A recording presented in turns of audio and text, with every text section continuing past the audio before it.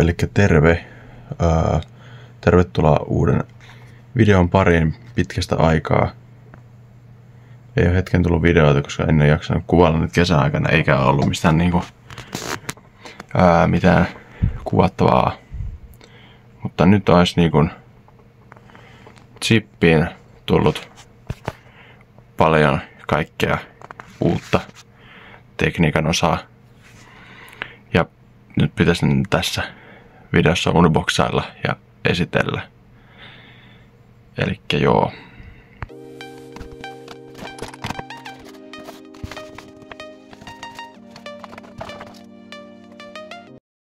No niin, eli ensimmäisenä mulla olisi tässä uusi kytkin, kun se alkuperäinen chipin kytkin on tosi ruosteessa ja kulunut, on hapettunut, niin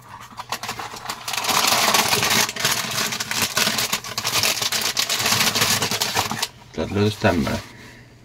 Tää on siis Motorforce Racing. Olisiko ollut, onkohan tää V2, en mä muista. Mut joo, Motorforce Racing tämmönen säädettävä kytkin. Tästä tulee kahdet kytkijousit. Punaiset eli noi jäykemmät. Ja sitten nämä siniset, jotka on kans aika jäykät, mutta nämä punaiset on jäykemmät kumminkin. Ja päädyin tähän, koska tää oli aika halpa ja mulla oli kans Typhonissa tää sama. Ja oli hyvä. No niin, sitten seuraavaksi tässä olisi tämmönen Stag 6 magneettinen tappokatkaisija. Tää siis toimii tolleen, vähän niinku avain, mutta ei avain. Joo, vaikea selittää. Siis tässä niinku tälleen, saa virrat päälle. Sitten kun ottaa irti, niin virrat pois. Tosi simppeli, mutta niin.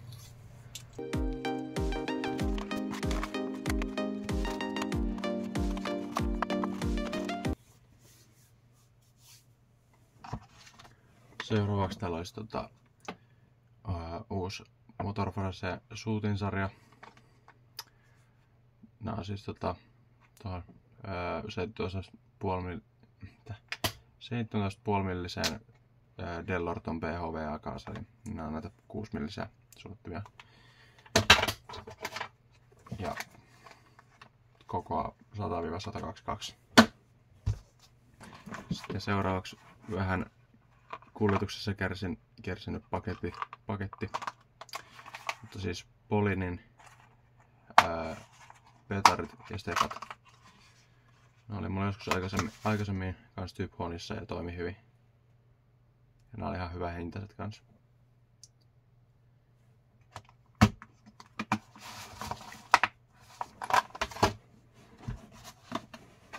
No niin, seuraavaksi uusi hihna. Tää oli myös hyvä hintaan. Stag 6 Sports Pro hihna. Taisi olla, joo. Ja tää on siis tuohon Piagion lyhyen koneeseen, koska Piagion lyhyt kone tossa tipissä on.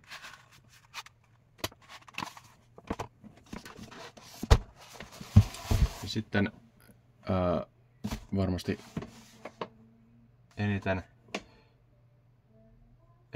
eniten kiinnostava osa, eli uusi sylinterisarja. Päätin ottaa testiin tämmösen DR. Ja tässä on joku DR Sport ja se on sinne päin. Täältä löytyy hytty.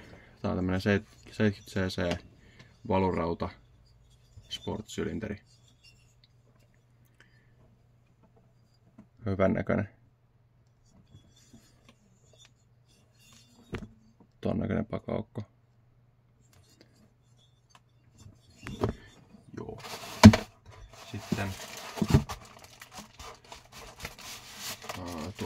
kansi.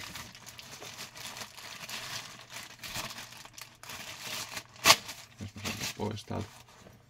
Tommonen. Sitten tuohon saa vissiin sen semmosen termostaattijutun, jolla saa mitattua sit lämpöä. Veikkaisin.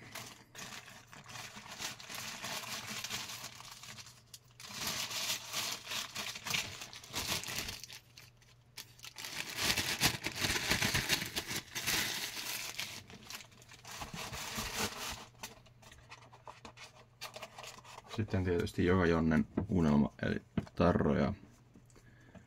Täällä löytyy vähän DR:n tarroja ja TPR:n tarroja, koska jos mä nyt oikein ymmärsin, niin tää on niinku TPR:n valmistama tää sylinterisarja. Sitten täältä löytyy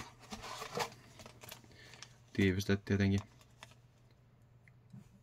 Tuommoiset ohuet metallitiivisteet. Ja sitten totta kai täältä löytyy männänrenkaat. Tietysti mäntä. Ja männän tappi sekä nuo G-sokat näköjään on. Joo. Mäntä näyttää tältä.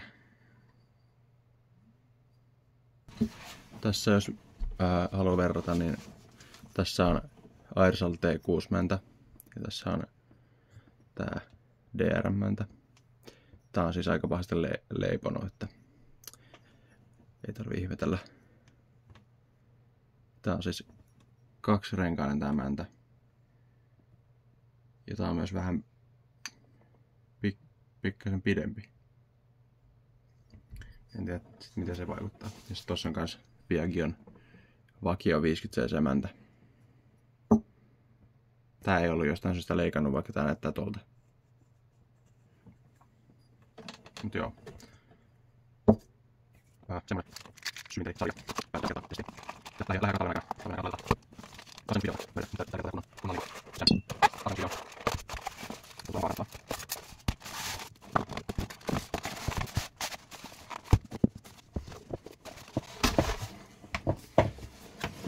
Ja sitten viimeisenä, mutta ei vähäisempänä todellakaan, kampiakseli, joka on siis Stake 6 Pro Replica Crankshaft. Näyttää tältä. Tämä malli Typhonin T6 tekniikan kanssa. Ja siellä on myös neulalaakeri kiinni. Erittäin hyvän näköinen.